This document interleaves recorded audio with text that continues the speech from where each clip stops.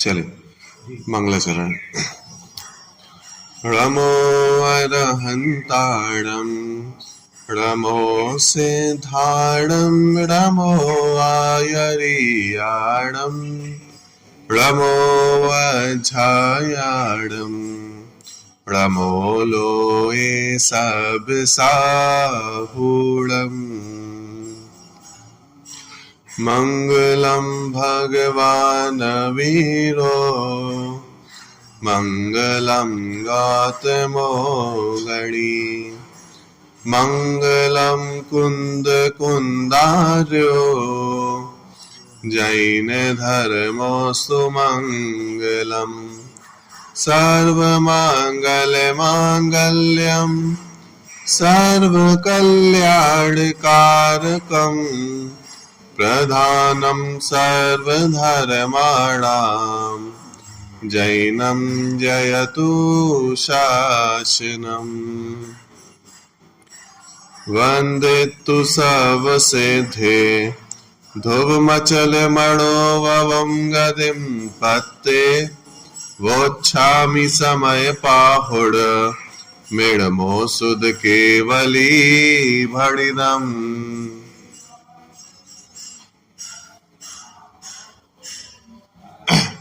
चलिए, समयसार नामक ग्रंथ पर अपनी चर्चा चल रही है जो कि कुंद कुंद आचार्य द्वारा रचित है। इस पर कल अपन ने द्वितीय गाथा को विराम किया था। द्वितीय गाथा अपनी संपूर्ण हुई है, बराबर। और द्वितीय गाथा में क्या वर्णन आया कि सबसे पहली गाथा में जो आचार्य ने प्रतिज्ञा करी कि मैं समय नामक जो पदार्थ है, समय प्रावृत है, इसको कहूंगा। तो द्वितीय गाथा में फिर शिष्य को प्रश्न हुआ कि समय किसका नाम है, तो फिर उन्होंने स्वसमय और समय ऐसा दो भेद करके समझाया। ठीक है। अब तीसरी गाथा में फिर वो ये कह रहे हैं, देखो दूसरी गाथा में समय की द्विविधता बताई गई थी, पर यह द्विविधता शोभनीय नहीं है, शोभास्पद तो एकत्व ही है। इस बात को तीसरी गाथा में स्पष्ट करते हैं। यानी दूसरी गाथा में जो स्वसमय पर समय बतलाया ना, तो उसमें से चुने किसे? अब उन्होंने तो बता दिया स्वसमय ये है, पर समय ये है, तो फिर शिष्य को फिर प्रश्न हुआ कि चलो ठीक है, स्वसमय ये है, पर समय ये है, हम किसको चुने? कि पर समय को चुनना है कि स्वसमय को चुनना है, किसको अपनाए? तो आचार्य ने कहा कि भाई साहब, ये जो पर समय है ये बेकार है, स्वसमय जो है ये चुनने लायक है, अपनाने लायक है, हितकारी है। तो इसलिए उन्होंने फिर तीसरी गाथा लिखी कि इनका करें क्या।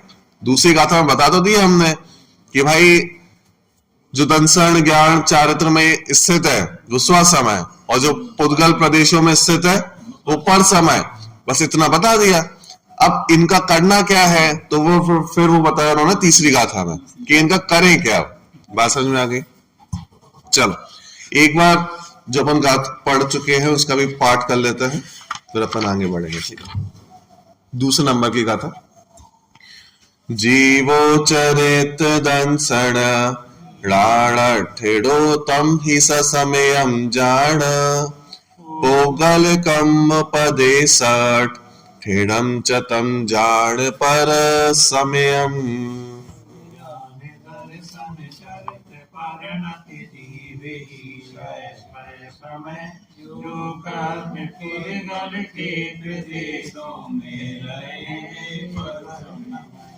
बराबर। चलिए अब तीसरे नंबर की गाथा देखते हैं एक बार, इसको तोड़ तोड़ के बोलता हूं, है ना। एयत्तडिच्छय गदो समौ सवत्थ सुंदरो लोये बंध कहाये यत्ते तेण विसंवादिनी होदी। अब एक साथ बोलते हैं। तड़िच्छय गदो सवत्थ सुंदरो लोये बंध कहाये आते तेण विसंवादिनी होदी।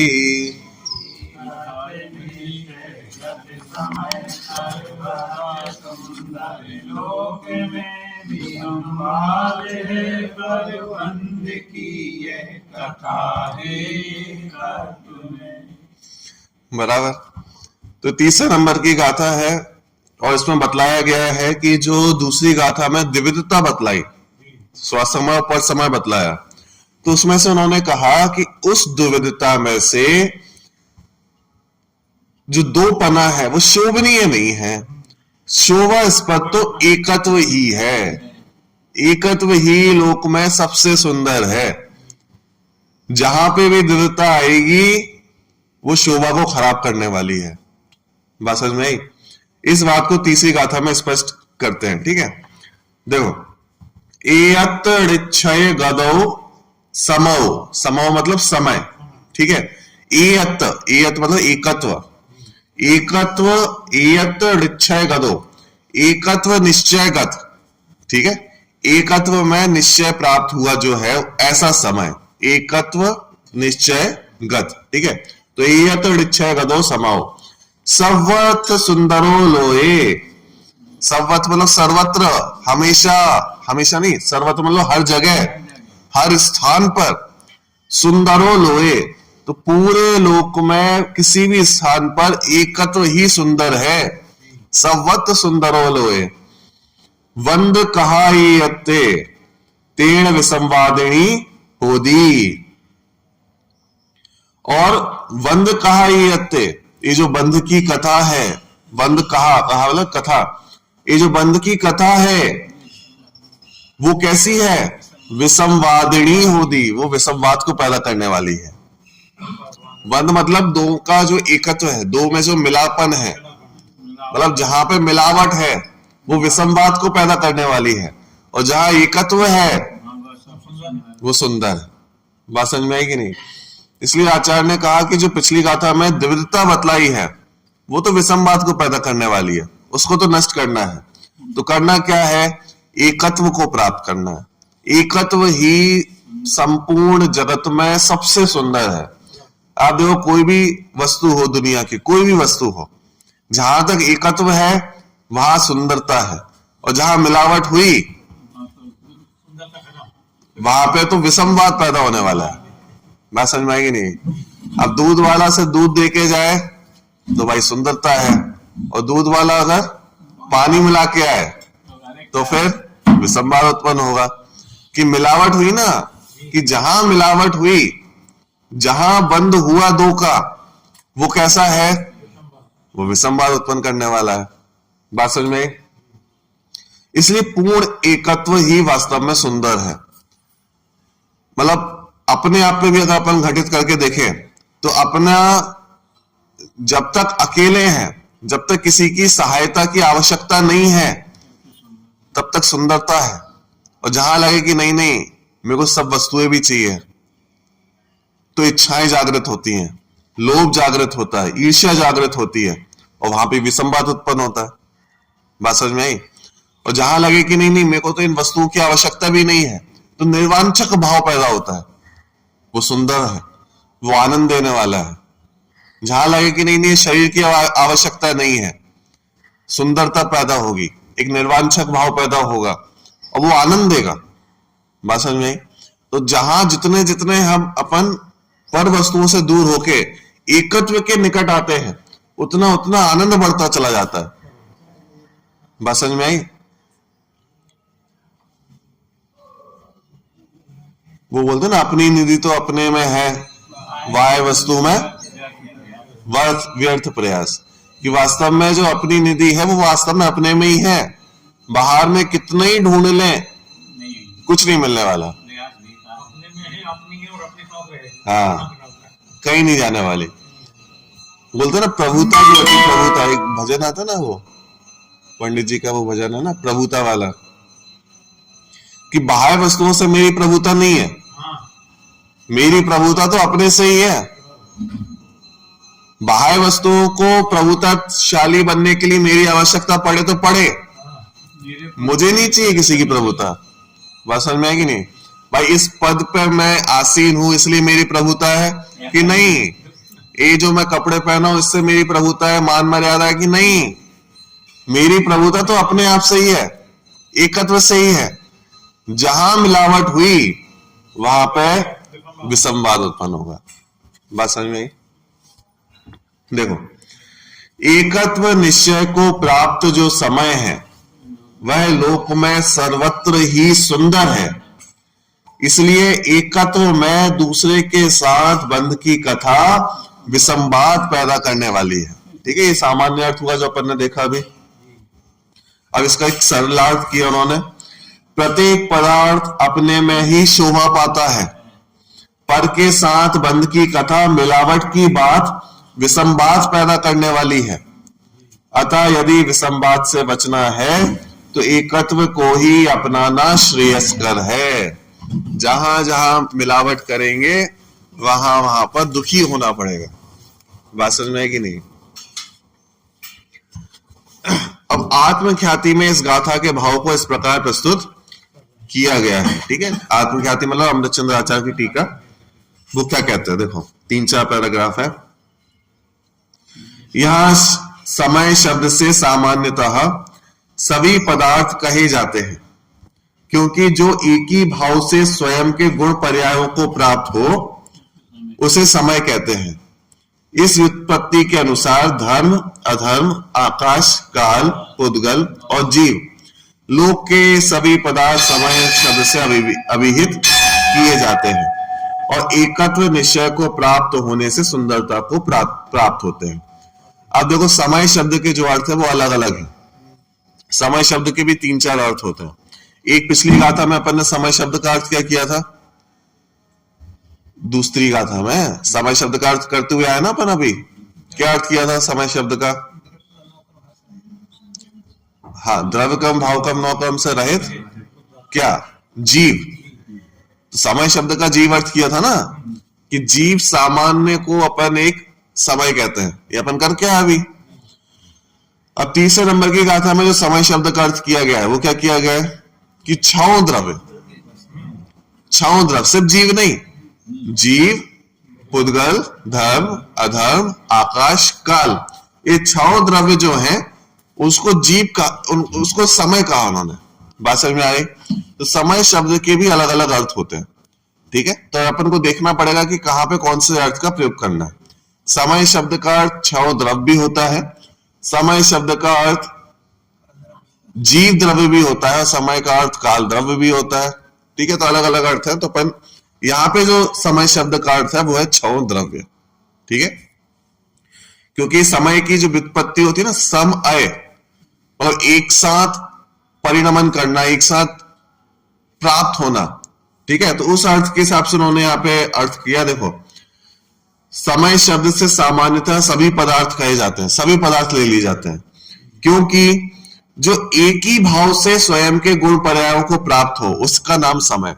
व्युत्पत्ति करेंगे ना तो हाँ, एक ही भाव से जो अपने द्रव्य गुणों को प्राप्त है, जिसके अंदर एक ही भाव रूप द्रव्य गुण है, तो प्रत्येक द्रव्यों के अंदर ही है। जीव, पुद्गल, धर्म, अधर्म, आकाश, काल, हर द्रव्य के अंदर अपने अपने गुण ही तो है। हाँ, सब अपने स्वभाव रूप परिणमन कर रहे हैं, कोई विभाव रूप कर ही नहीं रहा। बात समझ? तो उसको ही अपन ने वहां पे समय कहा। ठीक है, उसे समय कहते हैं। इस व्युत्पत्ति के अनुसार धर्म, अधर्म, आकाश, काल, पुद्गल और जीव लोक के सभी पदार्थ समय शब्द से अभिहित किए जाते हैं और एकत्व निश्चय को प्राप्त होने से सुंदरता को पाते हैं। अब आप देखो, इस सभी वस्तुएं कैसी हैं? सब एक क्षेत्र अवगाही होने पर भी कोई किसी से मिला हुआ नहीं है, कोई किसी से मिला हुआ नहीं है।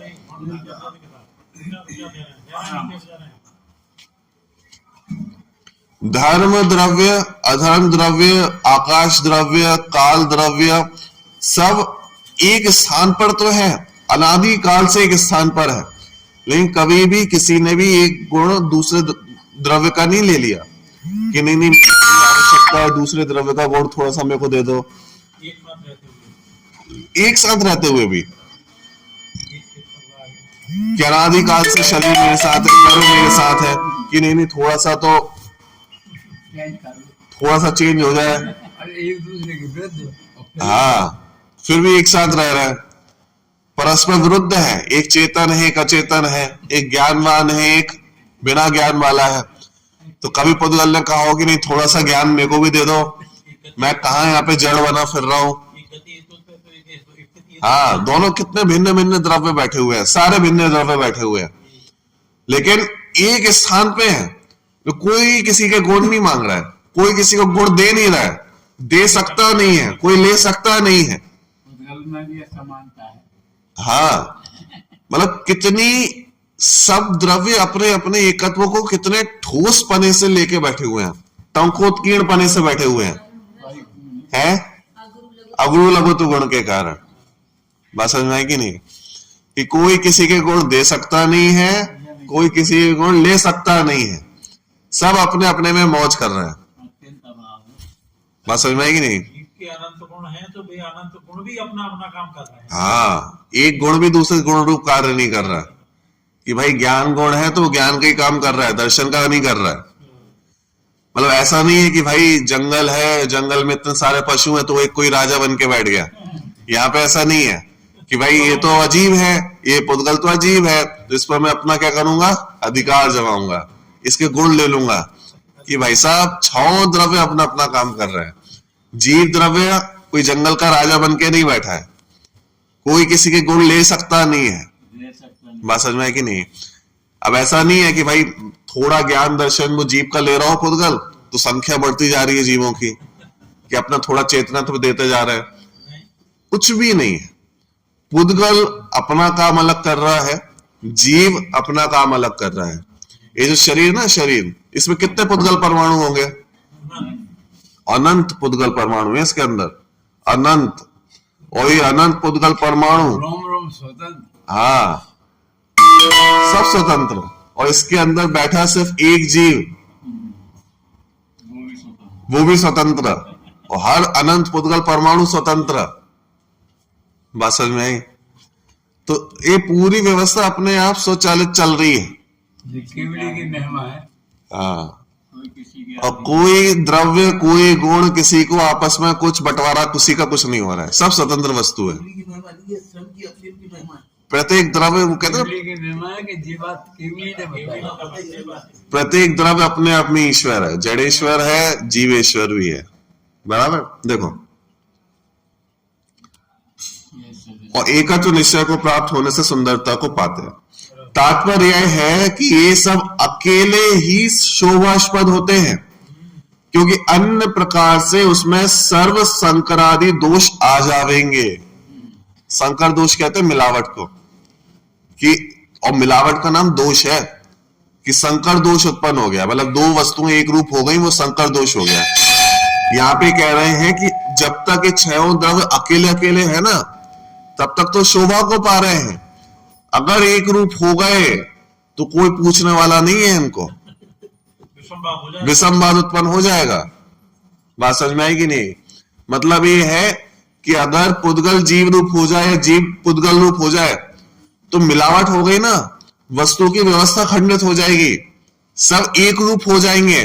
तो क्या पुद्गल क्या जीव, तो एक द्रव्य को तो झुकना पड़ेगा, एक का तो नाश हो जाएगा, नहीं दोनों का ही नाश हो जाएगा। एक पूर्ण नाश और दूसरे में जिसमें मिला उसके स्वरूप का नाश, तो दोनों ही द्रव्यों का नाश हो जाएगा। और दोनों ही द्रव्य का स्वरूप बिगड़ गया तो कौन इस पने को कौन शोभास्पद कहेगा। विश्व की व्यवस्था बिगड़ जाएगी, विश्व का ही नाश हो जाएगा। बात समझ में आएगी नहीं। इसलिए उन्होंने कहा सर्व शंकरादि दोष, सर्व शंकर दोष खड़ा हो जाएगा। संकर दोष होता है मिलावट का दोष, जीव पुद्गल में एक रूप हो जाए तो संकर दोष खड़ा हो जाएगा। बात समझ में आई। और ऐसा हो नहीं सकता, इसलिए उन्होंने कहा कि सब अपने अपने कार्य कर रहे हैं, विश्व की सबसे सुंदर व्यवस्था है। कोई किसी से काम करवाने लगे, कोई किसी से काम करवाने लगे तो दिक्कत खड़ी हो जाए। हाँ भाई, पंगत में बैठे हैं, वो सब अपना अपना खा रहे हैं, वहां तक तो सबसे सुंदर व्यवस्था है। और आप कहो कि नहीं नहीं, अब व्यवस्था क्या है कि प्रत्येक व्यक्ति को दूसरे व्यक्ति को खिलाना है, तो भाई साहब कोई कुछ खा ही ना पाए वो अब तो अलग, हंगामा मच जाए। बात समझ में आएगी नहीं आई? तो प्रत्येक द्रव्य अपना अपना काम स्वतंत्र रूप से कर रहा है, बहुत सुंदर व्यवस्था है। कहीं कोई बीच में कुछ डालापन है, वहां पे विसंवाद खड़ा हो गया। अपने मत में तो बहुत सही कि भाई कर्म अपनी व्यवस्था अलग कर रहे हैं, पुद्गल अपनी व्यवस्था का अलग कर रहे हैं, जीव अपनी व्यवस्था का अलग कर रहे हैं। अब आप यहाँ पे खड़ा कर दो एक ईश्वर को कि नहीं नहीं हम तो सब ईश्वर से करवाएंगे, ईश्वरी दंड देगा, ईश्वरी मुक्ति देगा, ईश्वरी सब लेखा जोखा रखेगा, ईश्वरी कर्म व्यवस्था करेगा, कितनी व्यवस्था खराब हो जाएगी कि नहीं नहीं। हाँ नहीं नहीं भाई साहब, व्यक्ति ने पाप किए, अब क्या किया उसने, बहुत पूजा भक्ति करी, गंगा में स्नान कर लिया, अब क्या करो इसका, ये नहीं नहीं इसका माफ कर दो। अब वो वहां पे कहें कर्मों को ये माफ कर दो, यहाँ पे कर्म माफ करें, भाई साहब व्यवस्था कितनी बिगड़ जाएगी। बात समझ में आएगी नहीं? इसलिए सब व्यवस्थाएं अपने हिसाब से स्वचालित रूप से चल रही हैं, व्यवस्थित है, व्यवस्थित ही रहेंगी। और इससे कितना बड़ा बात निकल के आती है अपने लिए कि एक कर्तृत्व बुद्धि नहीं लानी चाहिए, अपने मन में भी कर्तृत्व भोक्तृत्व बुद्धि नहीं लानी चाहिए। क्यों? कि भाई साहब सब अपने हिसाब से ही चल रही हैं, हम उसमें कदाचित कुछ भी नहीं कर रहे हैं। दोनों बातें खड़ी हुई कि नहीं हुई? पहली बात तो कि भाई वो वस्तुएं अपने हिसाब से काम कर रही हैं तो सुंदरता को प्राप्त है, और दूसरी बात उसका हम कुछ नहीं कर रहे हैं। ये बात भी तो खड़ी होगी कि जब वो अपने हिसाब से सब कुछ कर रही है तो हम क्या कर रहे हैं उसमें, सिर्फ जान देख ही तो रहे हैं। बात समझ में आएगी? तो जगत के प्रत्येक पदार्थ को जब हम सोच रहे हैं कि नहीं नहीं मैंने ये किया, मैंने काम करवा दिया, तो तब समझ में आता है कि नहीं नहीं हम तो बंद कथा कह रहे हैं, कर सकता नहीं इसलिए दुखी। हाँ हम तो बंद कथा कर रहे हैं। जब तक उसने अपने हिसाब से काम किया वो सुंदरता को प्राप्त है, और जहां पे हमने किया कि नहीं नहीं मैंने अपना अभिमान पोषित किया, मैंने करवाया, तो क्या होगा, विसंवाद पैदा होगा, अपना भी मान पोषित होगा, कषाय उत्पन्न होंगी, हम भी दुखी, सामने वाला भी दुखी। और जब तक स्वयं वस्तुएं चल रही हैं तब तक स्वयं भी सुखी और सब सुखी। बात समझ में आएगी नहीं? तो इसलिए कर्तृत्व बुद्धि का भी इसमें नाश होता है, ठीक है, क्योंकि अन्य प्रकार से उसमें सर्व शंकर आदि दोष आ जाएंगे। देखो वे सभी पदार्थ अपने अपने द्रव्य में अंतर्मग्न रहने वाले अपने अनंत धर्मों के चक्र को चुंबन करते हैं, स्पर्श करते हैं, तथापि वे परस्पर एक दूसरे को स्पर्श नहीं करते। अब दूसरी बात आ गई, यहाँ पे द्रव्यों की बात ली थी कि एक द्रव्य दूसरे द्रव्य का कुछ नहीं करता, और अभी अपन ने जो बात करी यहाँ पे कि एक धर्म दूसरे धर्म का भी कार्य नहीं करता, एक गुण दूसरे गुण का कार्य भी नहीं करता। बात समझ में आएगी नहीं? ज्ञान गुण अपना कार्य अलग कर रहा है, सुख गुण अपना कार्य अलग कर रहा है। देखो वे सभी पदार्थ अपने अपने द्रव्य में अंतर्मग्न रहने वाले अपने अपने अनंत धर्मों के चक्र को चुंबन करते हैं, स्पर्श करते हैं। ये किसने लिखा? ये आचार्य अमृतचंद्र देव लिख रहे हैं। बात समझ में आएगी नहीं? तो अंतर्मग्न रहने वाले अपने अनंत धर्मों के चक्र को चुंबन करते हैं, स्पर्श करते हैं, अनंत धर्मों की बात चल रही है। तथापि वे परस्पर एक दूसरे को स्पर्श नहीं करते। स्पर्श नहीं करते मतलब क्या जीव में स्पर्श नाम की शक्ति है क्या? एक दूसरे के कार्य में कोई हस्तक्षेप नहीं, सब अपना अपना कार्य स्वतंत्र रूप से करो, ठीक है। ज्ञान गुण का कार्य अलग है, तो उसमें सुख गुण ये नहीं कहता कि नहीं नहीं मैं तुम्हारी हेल्प कर देता हूं। सुख गुण का कार्य अलग है, ज्ञान गुण का कार्य अलग है। अनंत धर्म अपना अपना कार्य अलग अलग प्रकार से कर रहे हैं, सबकी शक्तियां अलग अलग है, करते थे, करते हैं, करते रहेंगे। बात समझ में आई? तथापि वे परस्पर एक दूसरे को स्पर्श नहीं करते। अत्यंत निकट एक क्षेत्र अवगाह रूप से तिष्ठ रहे हैं, तथापि वे सदाकाल अपने स्वरूप से च्युत नहीं होते। कैसा बोला? अत्यंत निकट। ऐसा नहीं कि ये शरीर पे कपड़ा जो है इतना दूर भी नहीं, ये तो अन्य अन्य प्रदेशों पे है। एक क्षेत्र अवगाह, एक क्षेत्र अवगाह का मतलब क्या होता है? हाँ, कि मतलब देखो आकाश के जो प्रदेश होते हैं ना, कितने प्रदेश है? पूरे आकाश का जो एरिया है, ठीक है, तो एरिया मतलब एक प्रदेश कितना होता है? एक प्रदेश मतलब जिसका दूसरा विभाग नहीं कर सके, ऐसे आकाश का जो सबसे छोटा हिस्सा है, बोला आप तोड़ते जाओ। क्या मतलब है कि ऐसे समझ लो 1 किलोमीटर है। अब 1 किलोमीटर को आप कितना तोड़ सकते हो कि भाई आधा कर दिया 500 मीटर, उसको भी आधा कर दिया, फिर 1 मीटर तक आ गए, फिर 1 मीटर को भी अपन ने तोड़ना स्टार्ट किया, 1 सेंटीमीटर तक आ गए, 1 सेंटीमीटर को भी और कर दो, 1 मिलीमीटर पे आ गए। अब ऐसे करते करते करते चले जाओ तो आकाश का जो सबसे छोटा हिस्सा मिलेगा, सबसे छोटा हिस्सा जिसका दूसरा हिस्सा नहीं कर सके, उसे अपन क्या कहेंगे? उसका नाम होगा प्रदेश। ठीक है, अब इतने छोटे प्रदेश पर क्या क्या आ सकता है? क्या क्या आ सकता है? तो एक तत्वार सूत्र का भी अपन सूत्र पढ़ेंगे आगे, तो उसमें आता है कि आकाश की अवगाहन शक्ति कितनी है, एक आकाश के प्रदेश की अवगाहन शक्ति कितनी? तो एक आकाश, सिर्फ एक प्रदेश की अवगाहन शक्ति इतनी है कि वो लोक के अनंत वस्तुओं को अपने अंदर ग्रहण कर ले। अवगाहन शक्ति है उसकी, है लोक की अनंत वस्तुओं को एक प्रदेश पे ग्रहण कर ले। इसी कारण से छाओ द्रव एक प्रदेश पे रह सकता है, एक प्रदेश पे जीव भी है, उसी सेम प्रदेश पे पुद्गल भी है। धर्म द्रव्य, अधर्म द्रव्य, आकाश द्रव्य, काल द्रव्य सब अलग अलग नहीं है, एक ही प्रदेश पे एक साथ स्थित है, फिर भी अपने अपने रूप परिणाम कर रहे हैं। फिर भी अपना अपना रूप परिणाम कर रहे हैं। बात समझ में आई? इसको कहते हैं एक क्षेत्र अवगाह स्थित होना, एक क्षेत्र में ही स्थित होना। ठीक है, तथापि वे सदाकाल अपने स्वरूप से च्युत नहीं होते। ठीक है, पर रूप परिणमन ना करने से उनकी अनंत व्यक्तिता नष्ट नहीं होती। पर रूप परिणमन ना करने से, अगर पर रूप परिणमन कर जाते तो उनकी जो अनंत रूप व्यक्तिता थी ना, नष्ट हो जाती, क्योंकि दूसरे रूप परिणमन कर गए ना। लेकिन उन्होंने अपने स्वरूप को पूर्णतः संभाल के रखा है। किसने? सिर्फ जीव द्रव्यों ने नहीं, छाओ द्रव्यों ने अपने अपने स्वरूप को संभाल के रखा है, क्योंकि कोई भी द्रव्य पररूप परिणमन नहीं करता, नहीं ही कर सकता, और आवश्यकता भी नहीं है, करता भी नहीं है, कोई दूसरे को करा भी नहीं सकता, करा भी नहीं सकता, और आवश्यकता भी नहीं है। बात समझ में आएगी नहीं? मानो 2 गिलास एकदम भरे, लबालब पानी भरा हुआ हो, ठीक है, अब दूसरे गिलास कहे कि नहीं नहीं मेरा मन कर रहा है कि तो मैं थोड़ा सा मैं दान कर दूं, पानी दान कर दूं, तो उसने 1 बूंद उठाई, ज्यादा नहीं 1 बूंद, उसने 1 बूंद डाली। अब उसमें इतनी भी जगह नहीं थी कि वो 1 बूंद समा पाए, तो वो क्या कर दी, 1 बूंद फैल गई।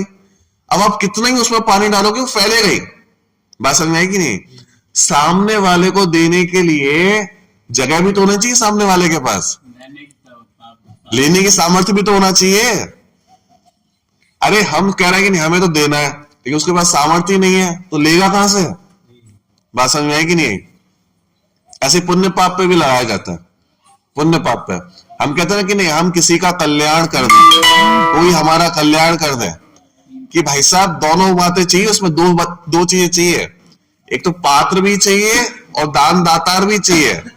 क्या कहने का मतलब क्या है कि हमारी इच्छा तो हो गई कि हम किसी को दे दें, दान दातार बन के हम दे रहे हैं, सामने वाले की योग्यता नहीं होगी ना तो हम लाख चाहेंगे तो भी दे नहीं पाएंगे। क्या कह रहा हूं? दे नहीं पाएंगे। उसका चल रहा है पाप का उदय, हम अपना देना चाहते हैं, पाप का उदय जब तक चल रहा है तो लाख कोशिश करने पर भी दे नहीं पाएंगे। बात समझ में आएगी नहीं? बिल्कुल सत्य बात है। अब लाख कोशिश कर लो किसी का भला करने का, अगर पाप का उदय आना है दे नहीं पाएंगे, हमें जहर हो जाएगा। हाँ, ये मैंने वहां पे प्रैक्टिकल देखा। एक जगह दिल्ली में थोड़े टाइम के लिए रहा, तो वहां पर क्या हुआ कि डेली मंदिर जाते हैं, तो डेली मंदिर के बीच में वहां पे दिल्ली में वहां पे भिखारी वगैरह ऐसे रहते हैं। अब वो डेली जब तक मंदिर जाऊं मैं तब तक वो बीच में मिले और कुछ कुछ मांगे, तो हर दिन मैं भूल जाता। फिर मैंने कहा कि चलो नहीं कुछ लेके जाएंगे भोजन वगैरह, और सुबह से ही नक्की कर लिया कि लेके जाना है। तो मैं लेके गया, जिस दिन लेके गया एक भी नहीं, मैं 2-3 दिन कंटिन्यू लेके गया, कोई नहीं। फिर मैंने कहा चलो छोड़ो, और जिस दिन लेके नहीं गया फिर से सारे के सारे। तब वहां समझ में आया कि भाई साहब अगर कुछ अच्छा लेने की योग्यता ही नहीं होगी तो लाख कोशिश करने पर भी ले नहीं पाएंगे। बात समझ में आएगी नहीं? इसलिए प्रत्येक द्रव्य के साथ ऐसा है, प्रत्येक द्रव्य की अपनी योग्यता है, उस द्रव्य का परिणमन स्वतंत्र रूप से हो रहा है, इसलिए उसे किसी की आवश्यकता भी नहीं है, वो अपने आप में संपूर्ण है। बात समझ में आ गई? देखो, पर रूप परिणमन ना करने से उनकी अनंत व्यक्तिता नष्ट नहीं होती। पर रूप परिणमन कर जाते तो वो नष्ट हो जाते। उनके जो अनंत गौरव है, अनंत गुण है, अनंत सम्मान है, धर्म है, एक बार पर रूप हो जाते तो नष्ट हो जाते। भाई जीव द्रव्य का अपना एक अलग सम्मान है, उसके अनंत गुण है, पर रूप परिणमन हो गए, अब बचा क्या उसके अंदर? उसकी तो अनंत व्यक्तिता नष्ट हो गई ना, वो तो पुद्गल रूप हो गया। बात समझ में है कि नहीं? अपने में है, खुश है, किसी से मिलावट करेगा दुखी होगा। बात समझ में आएगा? देखो, इसलिए वे टंकोत कीड़ की भांति सदा स्थित रहते हैं और समस्त विरुद्ध कार्य व अविरुद्ध कार्य की हेतुता से विश्व को सदा टिकाए रखते हैं, विश्व का उपकार करते हैं। विश्व का उपकार कैसे करते हैं? कि विश्व किसका नाम? कि छाओ द्रव्यों के समूह का नाम विश्व है। अब कोई नहीं कोई बीच में कहे कि नहीं मैं तो मिल जाता हूं, तो तुम मिलके क्या कर रहे हो? विश्व का नाश ही तो करोगे। विश्व का उपकार इसी में ही है कि सब अपना अपना कार्य करते रहे। बात समझ में आई कि नहीं? हाँ, कोई फैक्ट्री हो और 10 प्रकार के वर्कर हो, फैक्ट्री तब तक चलती रहेगी जब तक अपना अपना काम करते रहेंगे। कोई कहे कि नहीं हम तो हस्तक्षेप करेंगे, तुम अपना कार्य करो, हम तुम्हें देखेंगे, सब एक दूसरे को देखते रहे, दूसरे का कार्य करते रहे और अपना कार्य कोई ना करे, तो क्या होगा? कि फैक्ट्री बंद हो जाएगी। बात समझ में आएगी नहीं? तब तक ही चल रही जब तक सब अपना अपना काम कर रहे हैं। कोई किसी में दखल अंदाजी करी तो क्या होगा? वहां विसंवाद उत्पन्न होगा। बात समझ में आई? तो ये विश्व का उपकार है कि सब अपना अपना कार्य कर रहे हैं। और देखो कितना सुंदर शब्दों का लिखा है, इसलिए वे टंकोत कीड़ की भांति। टंकोत कीड़ मतलब जिसे मिटाया नहीं जा सकता, एकदम खचित है जो, ठीक है, सदा स्थित रहते हैं, समस्त विरुद्ध कार्य व अविरुद्ध कार्य की हेतुता से विश्व को सदा टिकाए रखते हैं। अब विरुद्ध कार्य क्या होते हैं, अविरुद्ध कार्य क्या होते हैं, अभी आगे आएगा, ठीक है। इसकी हेतुता से विश्व को सदा टिकाए रखते हैं, विश्व का उपकार करते हैं। बराबर? देखो, इस प्रकार सर्व पदार्थों का भिन्न भिन्न एकत्व प्रतिष्ठित हो जाने पर, एकत्व सिद्ध हो जाने पर जीव नामक समय को बंध की कथा से ही विसंवाद की आपत्ति आती है। तात्पर्य यह है कि जब सभी पदार्थ परस्पर भिन्न ही हैं, तो फिर यह बंधन की बात जीव के साथ ही क्यों? अब प्रश्न आएगा कि नहीं आएगा कि अभी हमने पूर्णतः अच्छी तरीके से स्थापित कर दिया कि वास्तव में सब अपना अपना कार्य कर रहे हैं, सब में एकत्व ही है। तो फिर वहां पे शिष्य ने मानो प्रश्न किया कि जब सब अपना अपना कार्य कर रहे हैं, सब में एकत्व ही है, तो ये जीव के साथ बंध आया कैसे? ये जीव बीच में कहां से घुस गया बंध को लेने? एक पुद्गल कर्मों के साथ इसने बंध किया कैसे? बात समझ में आएगी नहीं? प्रश्न आ गया, देखो फिर से पढ़ते हैं। इस प्रकार सर्व पदार्थों का भिन्न भिन्न एकत्व प्रतिष्ठित हो जाने पर, ये अभी अपन सिद्ध करके आए, एकत्व सिद्ध हो जाने पर जीव नामक समय को बंध की कथा से ही विसंवाद की आपत्ति खड़ी हो जाती है। क्यों? तात्पर्य यह है कि जब सभी पदार्थ परस्पर भिन्न ही हैं, तो फिर यह बंधन की बात जीव के साथ ही क्यों आई? प्रश्न खड़ा हुआ कि नहीं हुआ? बराबर? देखो फिर क्या लिखते हैं, जब बंध की बात ही नहीं टिकती, तो फिर बंध के आधार पर कहा गया पुद्गल प्रदेशों में स्थित होना भी कैसे टिकेगा? तथा उसके आधार पर होने वाला पर समय पना भी नहीं टिक सकता। जब पर समय पना नहीं रहेगा, तो फिर उसके आधार पर किया गया स्व पर समय का विभाग भी कैसे टिकेगा? जब यह विभाग ही नहीं रहा तो फिर समय जीव के एकत्व होना ही सिद्ध हुआ और यही श्रेयस्कर भी है। क्या बोला, बात समझ में आएगी नहीं? पिछली गाथा में जो समय के दो भेद किए अपन ने, एक स्व समय और एक पर समय, ठीक है, ऐसे दो भेद किए। तो आचार्य ने कहा ऐसे आप जो दो भेद कर रहे हो ना, ये अच्छा दिखाई नहीं दे रहा, ये गलत है, विश्व में एकत्व होना चाहिए। ये बीच में बंद वाली बात कहां से आ गई, स्व समय और पर समय, ये गलत लगता है। तो आचार्य ने कहा ये जो द्विविधता है ये श्रेयस्कर नहीं है, तो आप इसको खत्म कर दो। कैसे खत्म कर दो? तो आचार्य ने क्या किया, आचार्य ने कहा प्रत्येक वस्तु कैसी है, अपने में स्थित है, प्रत्येक वस्तु एकत्व को प्राप्त है। फिर आचार्य ने कहा जब प्रत्येक वस्तु एकत्व को प्राप्त है तो बंध होते ही नहीं है, अब बंध का अस्तित्व ही खत्म हो गया। तो समय नामक जो पदार्थ है, जीव जो है, वो अपने में ही स्थित है, वो अपने में ही स्थित है, तो क्या होगा, पर समय पना कहां से होगा? देखो कैसे कैसे लिखा उन्होंने, अगर बंध ही नहीं है तो पुद्गल प्रदेशों में स्थित भी कैसे होगा? पुद्गल प्रदेशों में स्थित होने का ही नाम तो बंध है, तो बंध ही नहीं है तो पुद्गल प्रदेशों में स्थित भी नहीं होगा। अगर पुद्गल प्रदेशों में स्थित भी नहीं है तो पर समय पना कैसे आएगा उसके? पिछली गाथा में अपन क्या क्या किया थे, जो पुद्गल प्रदेशों में स्थित है वो पर समय है। तो अब यहां पे कह रहे हैं कोई पुद्गल प्रदेशों में स्थित ही नहीं होगा तो पर समय पना ही कैसे होगा? फिर क्या कहा, जब पर समय पना ही नहीं है तो स्व समय भी कैसे कहलाएगा? भाई साहब ये बात समझ में नहीं आई। क्यों? स्व समय तो कहो ना, पर समय नहीं है तो स्व समय तो होगा। अरे नहीं भाई साहब, दोनों भेद एक दूसरे के आश्रय से ही तो खड़े हुए हैं। जब तक पर समय है तब तक ही तो स्व समय है। नहीं बात समझ में आई भाई, जब तक बुरे व्यक्ति हैं तब तक ही तो अच्छे व्यक्ति हैं। अभी भी बात समझ में नहीं आई। अरे अच्छे बुरे का आधार तो एक दूसरे के कारण ही होता है। आपने 10 चीजें एक जैसी रख दी, उसमें कोई अच्छा नहीं कोई बुरा नहीं, दुनिया में सब वस्तुएं एक जैसी होती है, तो आप किसी को अच्छा किसी को बुरा कैसे कहोगे? अगर 10 में से 2 बेकार होती 8 अच्छी होती तो अपन कहते हैं हाँ ये अच्छी है ये बुरी है। अब सब एक जैसी है, सब एक जैसा है, तो कौन अच्छा कौन बुरा? अच्छा कहने के लिए भी तो किसी का बुरा चाहिए ना, कोई बुरा होगा तभी तो अच्छा कहेंगे। ये दोनों शब्द ही परस्पर में मिले हुए, मतलब एक दूसरे के आधार रखते हैं कि नहीं रखते? एक दूसरे का आधार है इन दोनों के पास। कोई बुरा ही नहीं होगा तो कोई अच्छा भी नहीं होगा। नहीं बात समझ में आई? सारे सिद्ध है, सारे सिद्ध है। कैसे है कि सिद्ध जैसे है ना, उनमें कोई अच्छा है ना कोई बुरा है। अच्छा भी क्यों नहीं है?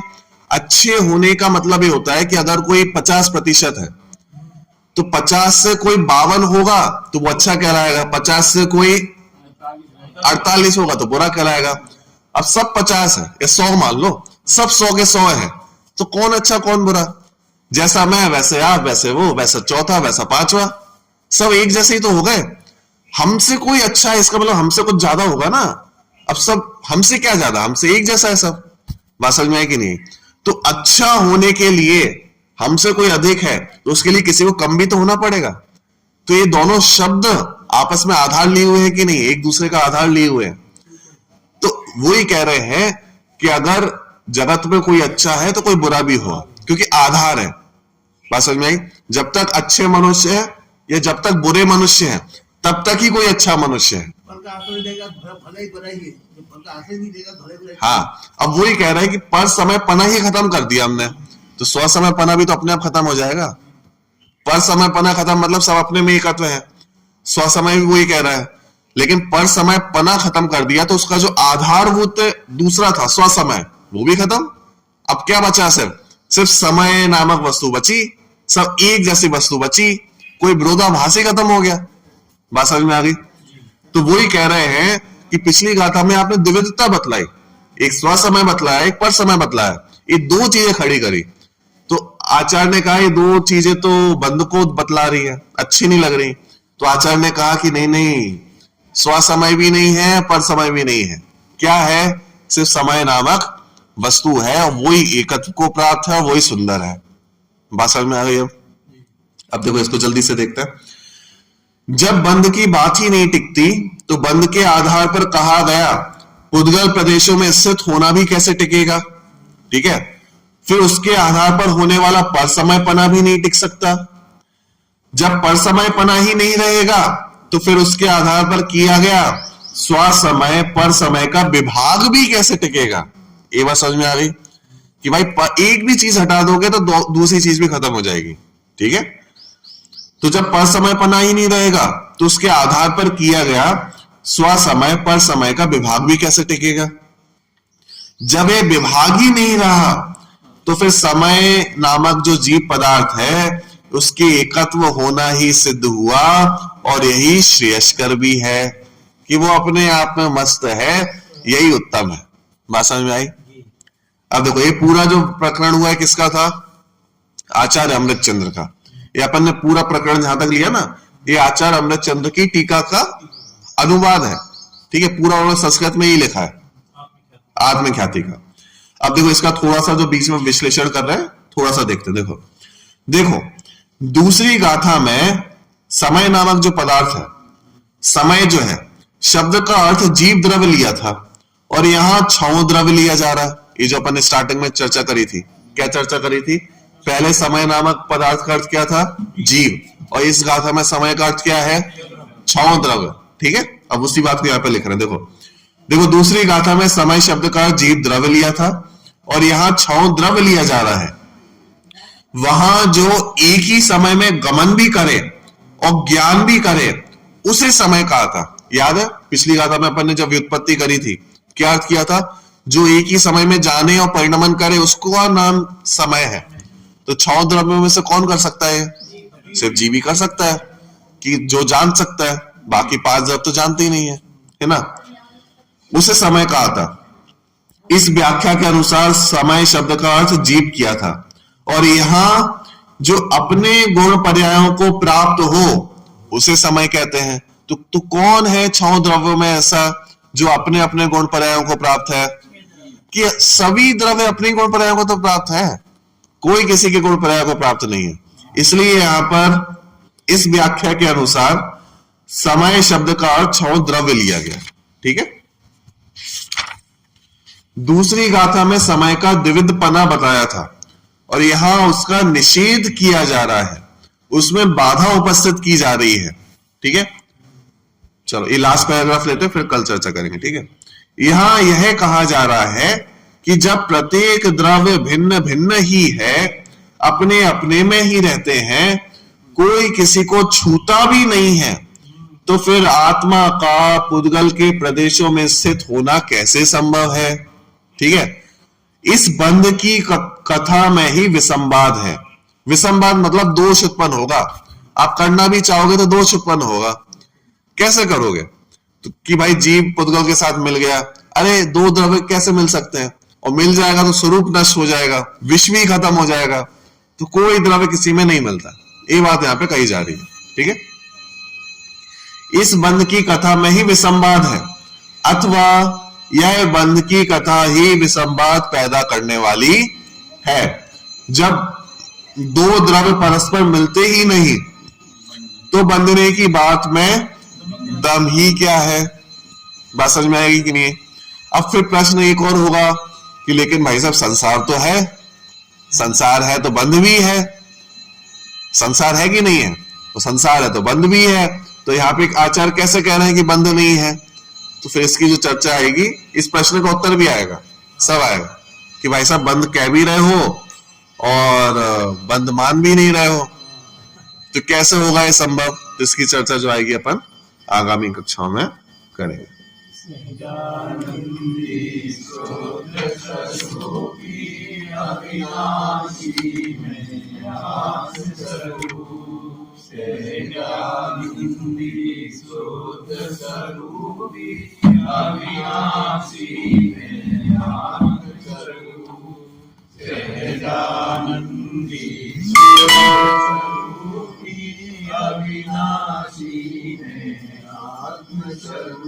नंबर 21 पेज नंबर 28 21 नंबर 21 में